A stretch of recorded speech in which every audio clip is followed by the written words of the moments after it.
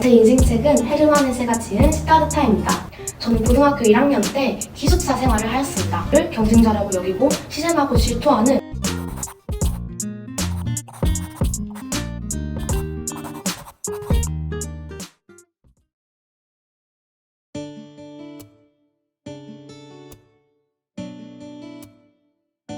저는 어렸을 때부터 학교라는 공간 자체를 좋아했습니다. 학교는 웃음과 열정이 가득한 학생들, 그리고 그들을 사랑하는 선생님이 함께 있는 공간입니다. 저는 그런 학생들의 꿈을 응원하고 지지해주고 그리고 그 학생들을 믿어주는 사람이 되고 싶습니다. 그렇기 때문에 저는 교사가 되어서 학교에 남아 학생들과 함께 생활하는 교사가 되고자 꿈꾸게 되었습니다. 그리고 저는 그 중에서도 역사 교사가 되고 싶습니다. 제가 많은 과목 중에서 역사를 선택한 이유는 조금 민망하지만 단순합니다. 사실 역사는 우리가 실용적으로 사용할 수 있는 과목은 아닙니다. 가령 사회불평등을 개선한다거나 과학기술을 발전시킨다거나 하는 등 그런 실용적으로 우리가 사용할 수 있는 과목은 아니지만 역사는 배움으로써 우리는 역사적 사고력, 역사적 비판력을 기름으로써 내면에 조용한 힘을 기를 수 있다고 생각합니다.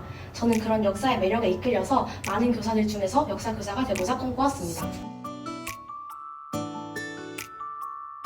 저는 아무래도 대한민국의 여느 고등학생들과 마찬가지로 내신 경쟁을 하는 것이 가장 힘들었습니다. 저는 고등학교 1학년 때 기숙사 생활을 하였습니다. 처음에는 가족의 곁을 떠나서 제가 좋아하고 친했던 친구들과 함께 생활할 수 있기에 저는 기숙사 생활이 설렘으로 다가왔습니다.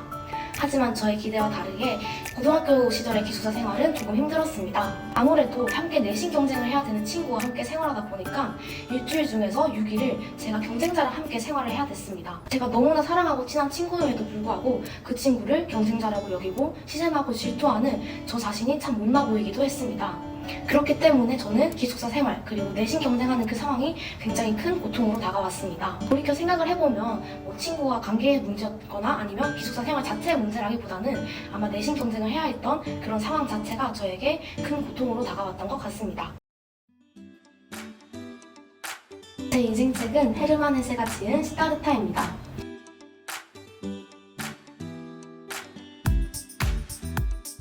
이 책은 주인공 시다르타의 일대기를 담고 있습니다. 시다르타는 과거에 아주 부유한 환경에서 자라났습니다. 그렇기 때문에 안정적인 삶이 보장된 삶이었습니다. 하지만 시다르타는 그러한 삶보다는 자신의 진정한 내면의 목소리를 찾아서 떠나기로 다짐하였습니다. 그래서 수행자가 되면서 깨달음을 얻기 위해서 다양한 곳을 떠났는데요. 그 과정에서 친구도 만나고 사랑하는 연인도 만나고 자식도 낳게 됩니다. 하지만 책의 끝에서 시다르타는 결국 혼자가 되는데요. 그렇지만 혼자라고 쓸쓸한 것이 아니라 그러한 다양한 사람들의 만남의 과정을 통해서 시다르타는 내면의 깨달음을 얻게 됩니다. 책에서 내면의 깨달음은 무엇이다 이렇게 정의를 하고 있진 않습니다. 하지만 제가 느끼기에는 삶의 무상함을 느끼고 그리고 그 과정 자체를 사랑하는 것 정도라고 정의할 수 있을 것 같습니다. 저는 이러한 깨달음을 그때 당시 고등학교 생활에 대입을 해봤는데요. 내신 경쟁을 하면서 힘든 상황이지만 이 과정 또한 인생에서 지나가는 순간일 뿐이고 그 끝에는 대학 간판이 아니라 나 자신의 내면의 성장이라고 생각하였습니다. 이렇게 생각하게 되자 저를 힘들게 했던 상황들이 나를 괴롭히는 것이 아니라 나를 성장시킬 수 있는 좋은 기회라고 생각하게 되었고 제 삶을 조금 더 차분하게 되돌아볼 수 있었습니다. 주인공 시다르타는 안정적인 삶을 보장받고 있었지만 거기에 안주하지 않고 내면의 성장을 위해서 수행자의 삶을 살았습니다. 저는 그런 시다르타를 보면서 주변 사람들의 기대나 가족들의 기대에 부응하기 위해서 수동적인 삶을 사는 것이 아니라 능동적으로 제가 원하고자 내가 꿈꾸는 꿈을 이루고자 하는 삶을 살기로 다짐했습니다. 그 결과 저는 학교에 남아서 제가 사랑하는 학생들을 만나고 제가 좋아하는 학교라는 공간 그곳에서 살기 위해서 교사라는 꿈을 확고하게 가지게 되었습니다. 또 시다르타에 나오는 강물은 역사와도 굉장히 닮아 있습니다. 시다르타 책에서는 강물을 항상 흐르지만 그 자리에 존재하고 또 앞으로 나아가는 것이라고 정의를 하고 있는데요. 역사도 이처럼 항상 존재하고 우리 곁에서 늘상 있는 것이지만 항상 앞으로 나아가고 있기도 합니다.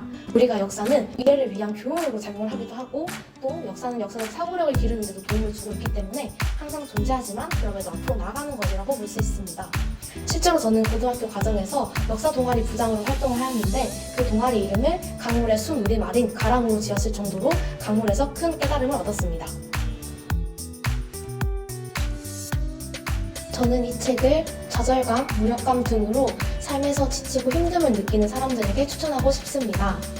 이 책은 깨달음은 무엇이다 라고 명확하게 정의하고 있지는 않습니다. 하지만 시타르타가 자신의 내면의 성장을 위해서 자신이 진정하게 원하는 것을 얻고자 그렇게 떠나는 삶을 그리고 있습니다. 그렇기 때문에 자신의 내면의 목소리를 듣는 삶을 그리고 있는 것입니다. 저는 삶에서 지치고 힘들어서 마음이 녹초가 된 사람에게 잠깐의 휴식을 이 책이 제공할 수 있다고 생각합니다. 자신이 진정 원하는 것이 무엇인지, 내 내면에서는 무엇을 하라고 말하고 있는지, 내 꿈은 무엇이고 내가 어떻게 하면 삶에서 성장할 수 있는지를 이 책은 되돌아볼 수 있게 해주고 있습니다. 그렇기 때문에 저는 번아웃 등으로 힘든 사람들에게 이 책을 추천해서 이 책을 읽으면서 잠깐의 휴식을 느끼게 해주고 싶습니다. 책의 첫 장을 펼치면서 삶의 휴식을 느끼고 책의 끝장을 덮으면서 다시 일어설 동력을 얻을 수 있을 거라고 저는 생각합니다.